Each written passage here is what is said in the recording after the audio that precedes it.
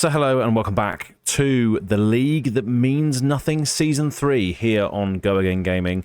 I'm going to be your host, your voice for today as we try and pick up the pace for the commentary and the release of Round 3. But yeah, this is going to be a cool game. This is going to be Anya North versus Paul Bundak. And I thought I would just step in to do this one because this is Anya on Azalea, so a hero that I'm very, very familiar with, going into a hero that we absolutely despise as Ranger players growing up with Prism, Sculptor of Arclight.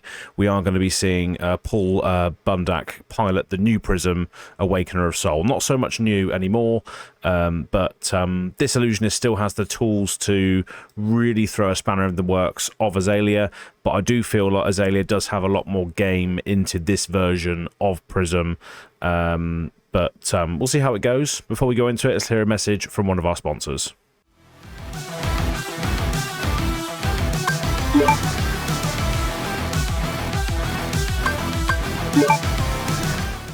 The League That Means Nothing Season 3 is brought to you in part by Green Tree Sports Cards out of Pittsburgh, Pennsylvania. That's right, the Yinzers have shown up en masse to support this league that means absolutely nothing. Make sure you go and check them out at greentreesc.tcgplayerpro.com for a variety of TCG events and singles and product, including this favourite card game of ours, Flesh and Blood trading card game, Pokemon, Yu-Gi-Oh! And Magic. These guys are also the ones behind Camp Green Tree as well, so make sure you go and check them out on all the socials and keep up to date with some more amazing events coming down the line. We'll see you soon. Let's get back to the tournament. So here we go. Looks like Paul has opted to go first in this particular matchup, which doesn't surprise me, as illusionists do like to set up and get some stuff out on the board. It looks like we're pitching 7 resources here for an Arclight Sentinel. Okay, so this means that Azalea's attack is just going to have to target this, which means that Azalea can... It's not the worst thing in the world. It's going to pass over to Anya now as well, so it just means that Anya's going to have to shoot off an arrow into the Arclight Sentinel and then put something in the arsenal to set up for the turn afterwards. So it gives Prism a little bit of breathing room, but it's not the worst thing in the world to see that immediately. So you know that there's at least only 2 left in the deck afterwards. And we are going to see an activation of Death Dealer, which means Anya's going to put a red in the ledger in the arsenal and draw a card. No resources floating, though. And it's still a nice way to get arrows in the graveyard for things like Codex later on. So just going to see that off, that Arclight Sentinel, get rid of that. And Anya is just going to be able to arsenal a card now and carry on. But yeah, I mean, Arclight Sentinel is just one of those cards that, you know, if you're playing against it at instant speed, it's always one of those things that sticks in your mind. Because if you buff your arrow up to like plus 12 and then fire it off and then the Herald sees play, you've wasted so much value there up front. But we are just going to be swinging with a Herald of Triumph here, which is immediately going to be popped by a Battlefront Bastion. Okay. That's one thing I was going to say straight away is Azalea doesn't really have access to that many poppers outside of Battering Bolt, of course, apart from the generic attack cards like Battlefront Bastion. So Anya has teched for the illusionists here, but we are going to see Paul activate the Phantasmal Footsteps to get one of those action points back. And then follow up with another Herald, the Wartune Herald coming in here for 6. Still extremely above rate, and we are going to see a Battering Bolt blow this up as well. Goodness me, Anya is not scared of these illusions here. And what a start for Azalea, at least, to hold the tempo. Tunic's going to go up to 2 now. Anya still using a 3-card hand, but still does have access to Death Dealer. But we are just going to blind Azalea into a Sleep Dart. Okay, that's pretty good. That's pretty good. Shutting off Prism's ability to search for Heralds is a good thing to do, because you do have to try and stop that from happening as much as you can, because that's when Prism, or this new Prism, starts to snowball out of control. But we are seeing an all-red hand come in here, but this Sleep Dart is going to be dominated because it was blinded off Azalea there, so we are going to be coming in for 8 with Dominate on hit, get the Ponder as well, which can refill Anya's arsenal, which is always nice, and obviously turn off Prism's Search and Tutor effect, which is key to Prism's strategy. It looks like Prism is just going to take this to the face, allow Anya to put a card into the arsenal. Now, we do see that Anya is on Balance of Justice, and that's to protect against things like the Herald of Eruditions, which allow Paul to draw 2 cards. If a hero has drawn more than 2 cards, also you get to crack it and then draw a card yourself. So that's always nice little tech into those heroes that do have abilities or cards that allow them to draw more than 2 cards in a turn. Tome of Divinity used to be one, but that's gone now. But we are going to see Paul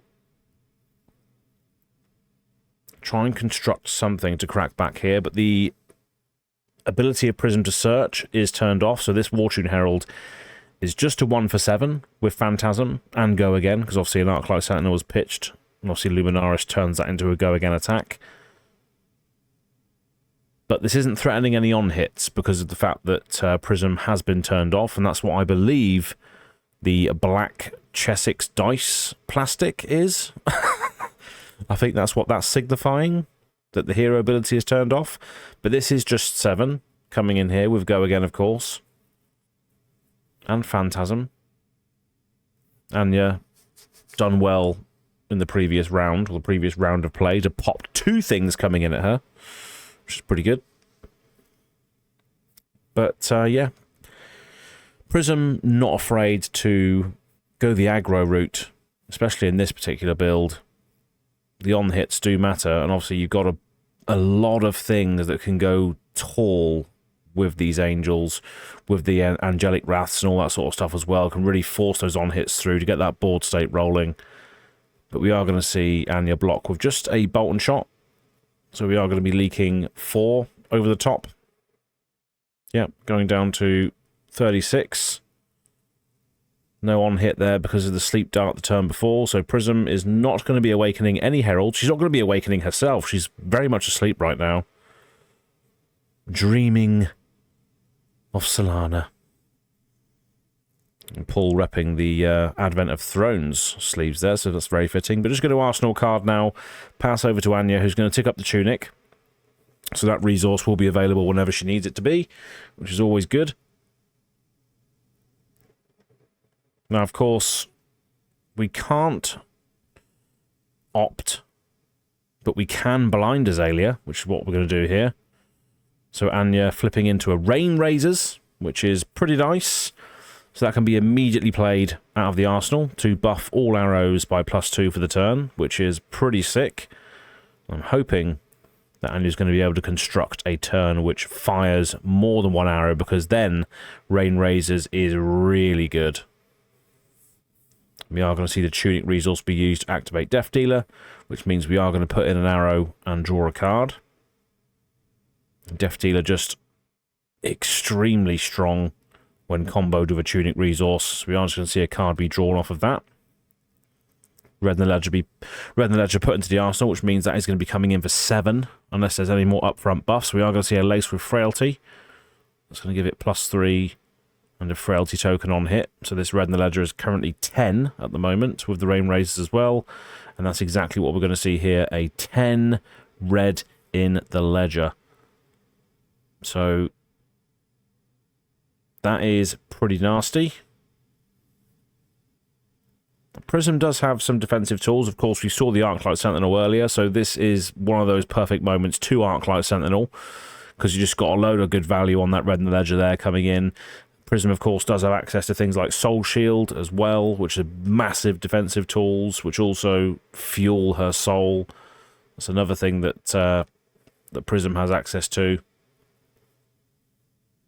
But coming in for 10 is a big ask for Paul right now, as he contemplates how he's going to block this. But we are pitching into something And it is going to be a Soul Shield. Blocking for 6. Pitching another Soul Shield to come in with another Soul Shield. So 3 Soul Shields in that hand there from Paul. That's insane. So being able to block 12 damage is pretty good. And you probably didn't expect all of that to be blocked. But still, being able to Arsenal a card. And then Paul had to use the entire hand there to at least not get all that damage. So it's just passed straight back to Anya now, who's going to be able to come back at Paul with a 5-card hand here. And this is the train that you have to be riding if you're Azalea, right? You just have to keep coming in constantly and just not giving that Prism, not giving that Illusionist any breathing room whatsoever. But we do know that Rangers can stumble every now and again. But Anya just playing this Not the Death Whistle to find the arrow that she wants here to carry on the onslaught. And Sleep Dart's a pretty good one, because it just means that Prism can't operate with finding the figments and flipping them. And that's when things can start getting out of hand for Azalea. And a lot of heroes as well, to be fair. Having to split your attacks up, or just not allowing your on-hits to go through because of the damage prevention. So just making sure that Prism doesn't have the window, and we are going to see another Sleep Dart be tutored for that reason, just not giving the Prism the window or the opportunity through the aggro or through the interaction through things like Sleep Dart to really establish that board state and run away with the game. That is what Anya is demonstrating now, is just going face with the most important and deadly arrows. And in this matchup, Sleep Dart is one of them. Doesn't allow Prism to search, which is pretty deadly when combined with all of the nasty heralds coming in for above rate. And we are going to see the Azalea activation to put that Sleep Dart into the arsenal, which does have Dominate now. We are going to see a Seek and Destroy. 2 cards still remaining in hand. It looks like we are going to be pitching that Murkmire Grapnel to fire in that Sleep Dart for 8 with Dominate, unless there's anything else behind it. Which is still pretty good. Coming in for 8 with Dominate. It's quite nice.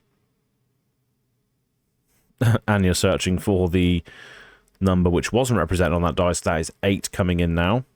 At Paul's face, of course. Declaring a block with a Herald, so that's blocking for 3. And it looks like Paul is going to be taking 5 damage. And again, Prism is asleep. There is now a Seek and Destroy trigger on the stack as well, which means Paul is not going to be able to keep any cards on this turn. Not going to be able to tutor for things this turn through Prism's ability. And also Anya closing a large life gap here between the two heroes. Now Prism, we know, can lean on her life total quite a lot to establish things. And it's going to be interesting to see how Paul cracks back now with this massive life differential. No tutoring ability, just out and out aggro heralds, I imagine. We are going to see the Dreamweavers be popped. An interesting choice that Paul's ran with. Just means that the next Illusionist attack action card loses and can't gain Phantasm. And we are going to be coming in for a Herald of Protection. Coming in for 7. With Go Again and cannot be popped. And this is another thing that Paul hasn't really been able to get the chance to establish yet, is these Spectral Shield tokens. We are going to see an Angelic Wrath just pumping that to 11. Wow, okay. We are just going to see a huge amount of damage come through on that Angelic Wrath, and you're deciding to not block it. And probably rightly so at this point as well, because it's just raw damage right now, because obviously you can't tutor, because Prism is still turned off. It just means that Anya is happy to just take that damage at this point and just keep that 5-card hand that she's got. But we are going to see a Spectral Shield get created and a Passing Mirage be played afterwards And now we are starting to see a little bit of board state development coming in from Prism. But over to Anya's turn, we are going to see a release attention be played. Now, this doesn't really affect anything right now because Paul does not have any arsenal, so it doesn't really matter. Then we are going to see a lace with frailty and a lace with blood rot. Oh, this is going to be big. And a something I can't see because of the glare. It's a Murkmire Grapnel. There we go. Wow. Okay. So that's coming in for 13 damage, and that Spectral Shield means nothing now. Very much like this league, actually. That Spectral Shield not meaning nothing, because Murkmire Grapnel just doesn't allow things to be prevented. Doesn't allow damage to be prevented. So it's coming in for 13. On-hit Frailty, on-hit Blood Rot as well. So essentially 15, basically. But yeah, coming in for 13, and you're just using a myriad of different dice to represent the damage there. Thank you very much for making it clear. Coming in for 13. It's a big number. Still holding back a card as well to put in the arsenal for the next turn. Interesting to see what that arsenal card is. But if you can't play it this turn, or you can't make use of it this turn, stick it in the arse. And then obviously we can go again next turn. And Paul just deciding to, wow, take all of that damage. That is pretty ballsy. It's a lot of damage, and obviously because of the on-hit there, we are going to see a frailty and a blood rot under Paul's control as well, which Anya's just going to signify at the top of her own board state.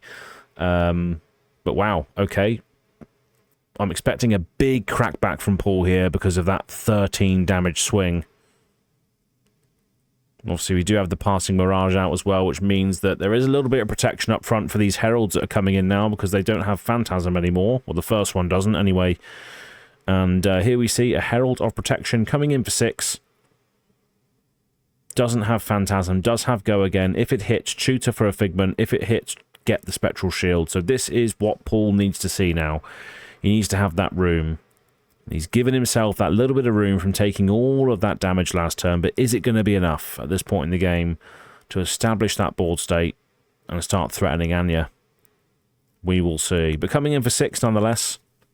2 on hits represented, and it looks like Anya is just going to take this to the face.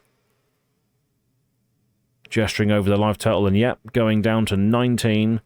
So Paul is going to be able to establish a Spectral Shield and a Figment. So we are seeing the first triggered ability of Prism, Awakener of Soul, come in now, which means that Paul is going to be able to search for a Figment of Erudition.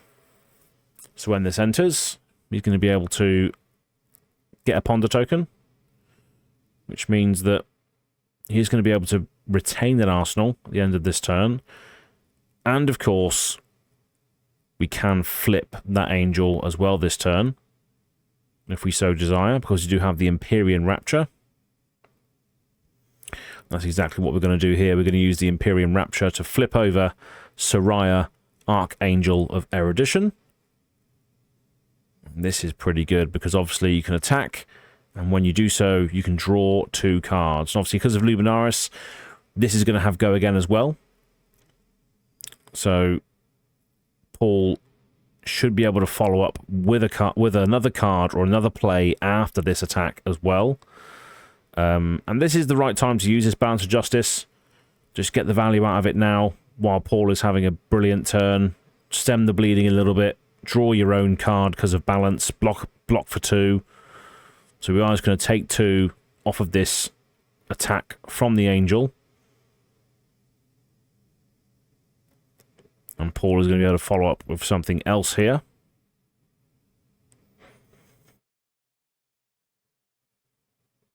And of course, Paul does still have the Frailty and the Blood Rot. So that's one thing to consider. The Blood Rot is going to deal Paul an additional 2 damage at the end of this turn. Would effectively put him down to 4 life, which is a dangerous spot to be in against a hero that can dominate attacks through. And that's a good chain ender, a 1 for 7. It's Pretty good end of chain. And Anya just saying, yep, I'm just going to crack this now at instant speed to draw a card.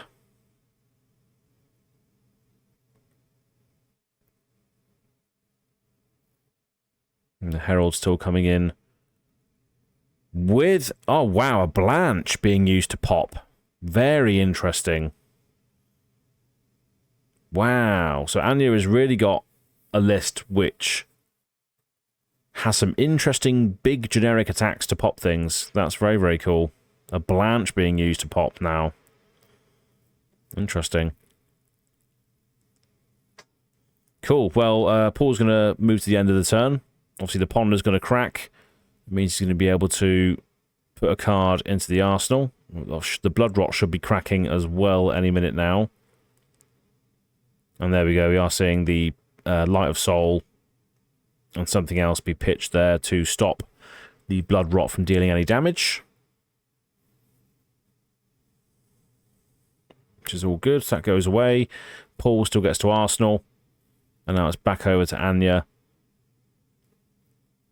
who I think does have a large hand, because obviously, yeah, because we blocked with one card with the Blanche, but we drew a card off of the balance. So Tunic going up to 3 now, and this is going to be a nasty crackback with a 5 card hand. Okay, so we are just going to fire out an Endless Arrow to start things off here. We do have the Snapdragons available to us, which is still giving this Endless Arrow go again, essentially. So if we do need to just carry on after this, which I'm assuming we probably will do, that's fine, you know? That's absolutely fine. So we can still use the Tunic to activate the Death Dealer to put something in and draw another card, and can carry on the chain after that. We got Bullseye Braces as well to put something else into the arsenal. So we could be seeing a little bit of a wider turn from Azalea here because of the Endless Arrow starting off. Does signify that the Snappies will be used this turn. And Anya, if she can construct a wider turn here, this is exactly what she needs to see right now because of the fact that the prevention is on board. So yeah, the Snapdragons is going to be cracked here to get rid of the Soraya. Still have to eat through one Spectral Shield.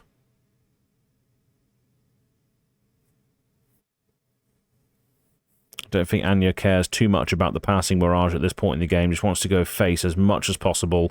We are going to see the Tunic Death Dealer combo, which means we are going to draw another card from Death Dealer.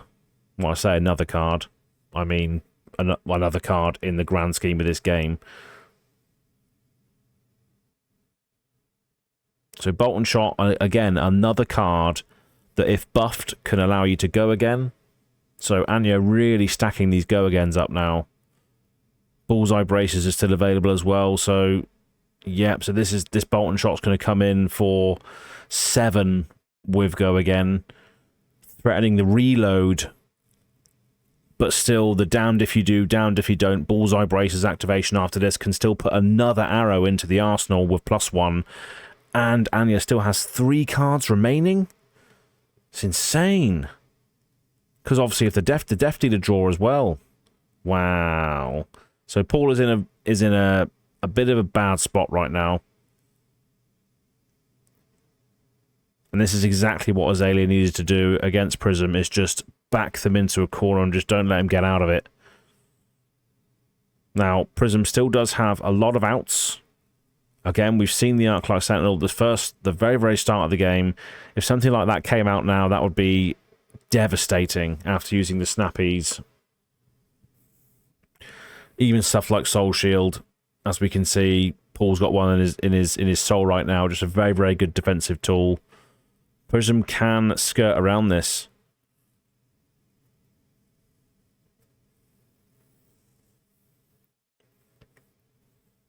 Go again that's being generated. The action points that are being given back to Azalea through that go again is very vital here.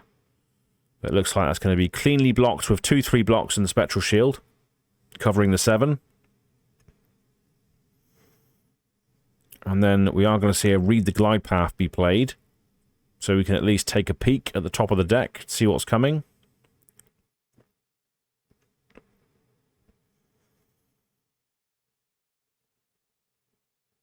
And you're just taking a look at a hand and just saying, yeah, okay, that's fine, that can go to the bottom.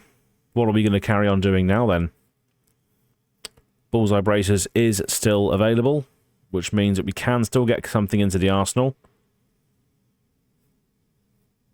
If we do have an arrow in hand, we can still fire something off for 8, because obviously we still have the, 9, because the Read the Glide Path has already been established.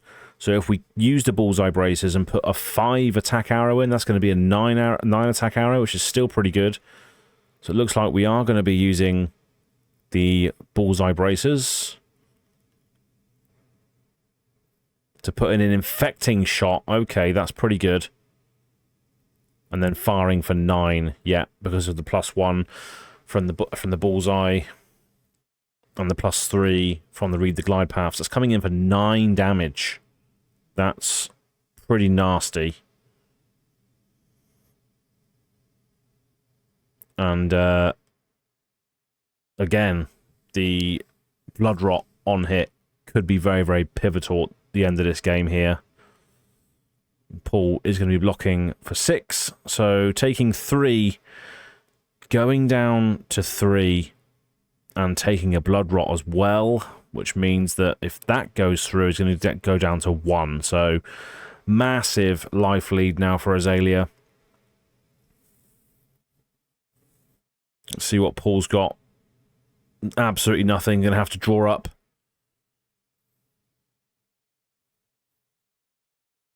And the Blood Rot, can't even pay for the Blood Rot, have to going down to 1 now. This is squeaky bum time for Paul right now. 1 single point of damage is all it takes for Azalea to take this one home. We are going to see a take aim. We're going to see a blind Azalea into an infecting shot. Wow, okay, so this infecting shot is dominated.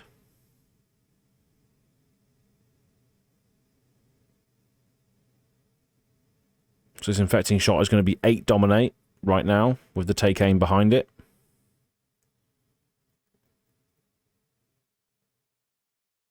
We are going to use the Crow's Nest here as well. And that's a good use of resources there, because obviously that's going to put an aim counter on it. And another take aim, and with the floating, this is going to come in for 12. Because obviously you've got the aim counter on it, which is giving it the +1. And then we've got the 2 +3s behind that as well. So this is coming in for 12 with Dominate. 12 Dominate. Is there a way that Paul can get around this? If that's a Soul Shield in the arsenal or an Arclight Sentinel or something, this would be the time to use it. That is a big swing there coming in.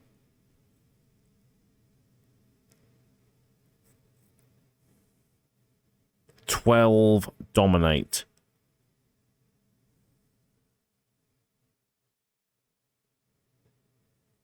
Soul Shield is quite costly. It costs 2, doesn't it? Does it cost 2? What does it cost? I can't remember what it costs now. But it's quite a costly D-React. So if there's one in the arsenal, one in hand, we might be able to survive. Okay, we are going to be using the Halo of Illumination. So destroy this, put a card from your hand to your hero soul. If it's a light card, draw a card. It's going to be a Herald being put into soul, which means we are going to be able to tutor for a Figment, which we are going to then be able to flip up. Which is what the 2 floating is probably going to be used for, which is in the arsenal. Which means that we do have 4 ward on field, but when the Figment of Protection enters, you get a Spectral Shield, so that's 5 ward that we're going to see.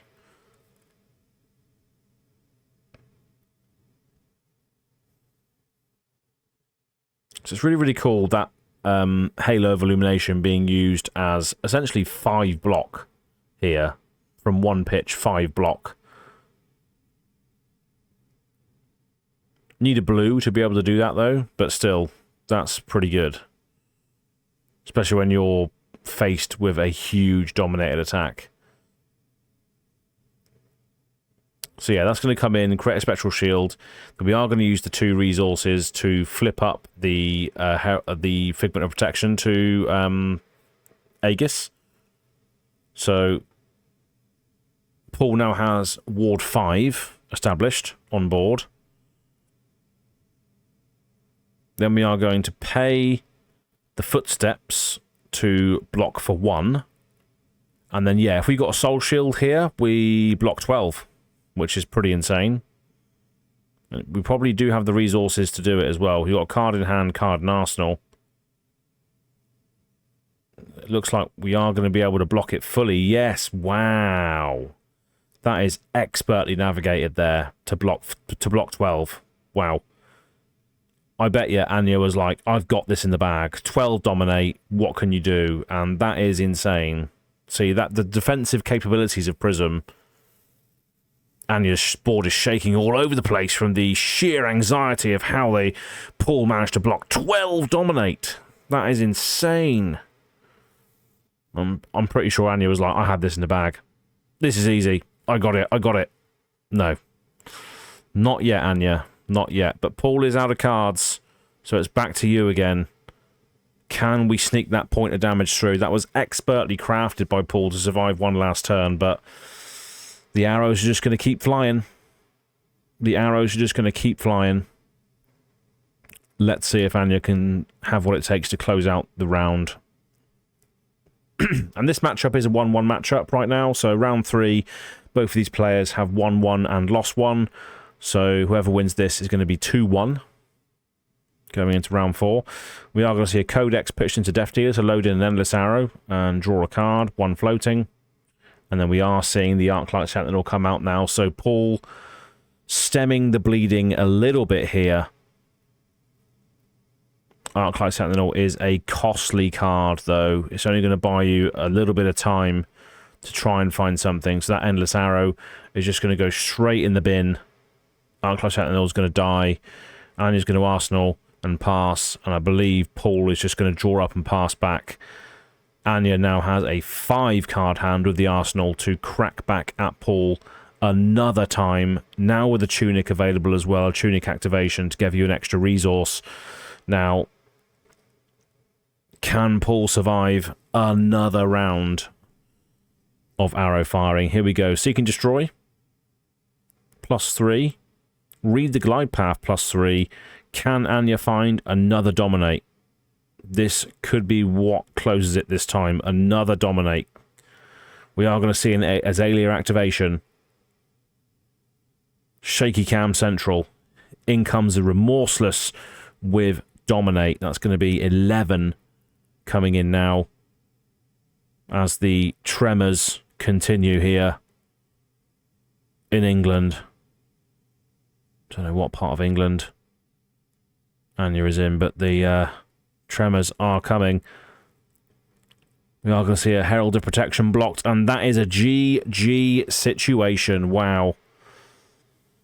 Anya fighting through the tremors of England to get through to 2-1 result. So, well done. That was really, really cool, though, to see that last defensive play from Prism was absolutely insane to see that. So fair play for Paul. Azalea's foot was on your throat the entire time. You didn't really have much room or much time to really navigate that. Dominated sleep darts. Really, really put you on the back foot there. And Anya just didn't let up. And also the double popper turn as well. There was a lot of poppers. The Blanche as well. The Battlefront Bastion, Blanche, and the Battering Bolt all popping things at opportune times as well. So it didn't really have much time to get into that matchup, Paul, unfortunately. But thanks to all the players for participating and still carrying on with this league. And I hope you're all enjoying yourself. I hope the audience at home, you're enjoying yourself as well. And I should be back again tomorrow to do another game. I think it's Vincent versus Auxilio tomorrow, which I have no clue how that one goes. That'll be interesting. But until next time, thank you very much for watching. Please make sure you like this video, subscribe to the channel, do all that good stuff. And we'll see you still all over again very, very soon here on the Go Again Gaming YouTube channel for the League That Means Nothing Season 3. Peace out, folks.